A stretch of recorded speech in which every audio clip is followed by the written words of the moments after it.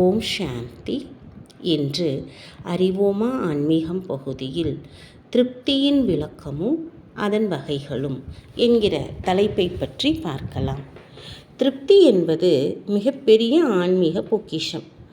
நம்முடைய வாழ்க்கையின் தூய்மையின் ஆளுமைத்தன்மையின் வெளிப்பாடுதான் திருப்தி. இந்த ஆளுமைத்தன்மையை உடைய ஒருவர் இயல்பாகவே சிறப்பானவராக இருக்கிறார். திருப்தியின் ஆளுமைத்தன்மை இல்லை என்றால் ஒருவரை சிறப்பானவர் என்று கூற முடியாது. இன்றைய காலங்களில் முக்கியமாக 2 ஆளுமைத்தன்மைகள் உள்ளன என்று கூறப்படுகிறது. ஒன்று உடலின் ஆளுமைத்தன்மை, இன்னொன்று பதவியின் ஆளுமைத்தன்மை. யாருடைய வாழ்க்கையில் திருப்தி என்கிற உயர்ந்த பண்பு இருக்கின்றதோ அவர்களுடைய முகம் மற்றும் நடத்தையில் திருப்தியின் ஆளுமைத்தன்மை தென்படுகின்றது. உயர்ந்த மனோநிலை என்கிற பதவியின் ஆளுமைத்தன்மையும் தென்படுகின்றது. திருப்திக்கு ஆதாரம் மனநிறைவுடன் இருத்தல். மனநிறைவுடன் இருக்க வேண்டுமானால் அனைத்து பிராப்திகளிலும் நிறைந்திருக்க வேண்டும். பிராப்திகள் என்றால் அனைத்து சக்திகளும் அனைத்து குணங்களும் முழுமையான ஞானமும் நிறைந்த நிலையாகும். நமது வாழ்க்கையில் இந்த ஆளுமைத்தன்மை இருந்தது என்றால் மகிழ்ச்சி நிறைந்திருக்கும். திருப்தியாக இருப்பவர்கள் கேள்விகளின் குழப்பத்திற்குள் செல்ல மாட்டார்கள். திருப்தியுடன் இருப்பவர்கள் தானும் மகிழ்ச்சியுடன் இருந்து பிறரையும் மகிழ்ச்சியுடன் வைத்துக் கொள்வார்கள். அதனால் அனைவருடைய வாழ்த்துக்களையும் ஆசீர்வாதங்களையும் பெற்றுக்கொள்கிறார்கள். திருப்தியை பற்றி அறிந்து கொள்ள வேண்டுமானால் அதிருப்தியை பற்றியும் நன்கு அறிந்து கொள்ள வேண்டும். தொடர்ந்து ஆசைகள் அதிகரித்து கொண்டே போவதனால் அதிருப்தி ஏற்படுகிறது. ஒரு ஆசை மற்றொன்றின் பக்கம் நம்மை அழைத்து செல்கிறது. ஆசைகளுக்கு பின்னால் சென்று கொண்டே இருக்கும் போது எனக்கு தேவையானது அனைத்தையும் அடைந்துவிட்டேன் என்று ஒரு வினாடி கூட நாம் அனுபவம் செய்வதில்லை. ஆசைகள் என்பவை நம்மை மாட்ட வைக்கும் பொறிகள் ஆகும்.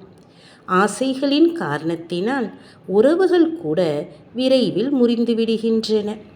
அதிருப்தி இருக்கும் இடத்தில் மனம் அமைதியாக இருக்காது. ஏனென்றால் வீணான மேலும் எதிர்மறையான எண்ணங்கள் அமைதியை அழித்து விடுகின்றன. திருப்தி என்றால் மனதும் புத்தியும் ஓய்வாக இருக்க வேண்டும்.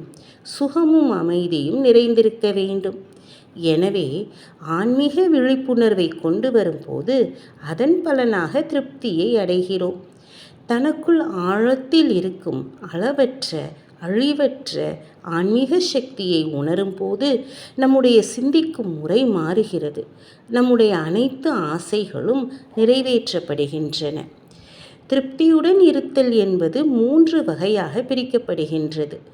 முதலில் தன்னிடம்தான் திருப்தியுடன் இருத்தல். சூழ்நிலைக்கு ஏற்றாற்போல் தன்னுடைய நற்பண்புகளையும் மனோசக்திகளையும் வெளிப்படுத்த வேண்டும். அவற்றை பயன்படுத்தி சூழ்நிலைகள் மீது வெற்றி கொள்ள வேண்டும். இது தன் மீது நம்பிக்கையை வளர்க்கிறது.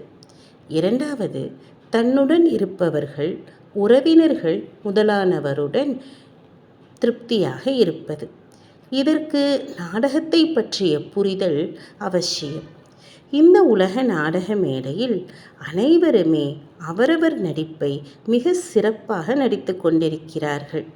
அவரவர் நடிப்பை அவரவர்தான் நடிக்க முடியும் என்கிற புரிதல் ஏற்படும் போது அனைவருடனும் திருப்தியாக இருக்க முடியும். மூன்றாவது, தான் செய்கின்ற செயலில் திருப்தியுடன் இருக்க வேண்டும். தான் செய்கின்ற செயல் நேர்மறையானதாகவும் தனக்கும் பிறருக்கும் நன்மையை கொடுக்கக்கூடியதாகவும் இருக்கும்போது அதில் தான் மட்டுமல்ல அனைவருமே மகிழ்ச்சி அடைகிறார்கள். ஓம் சாந்தி.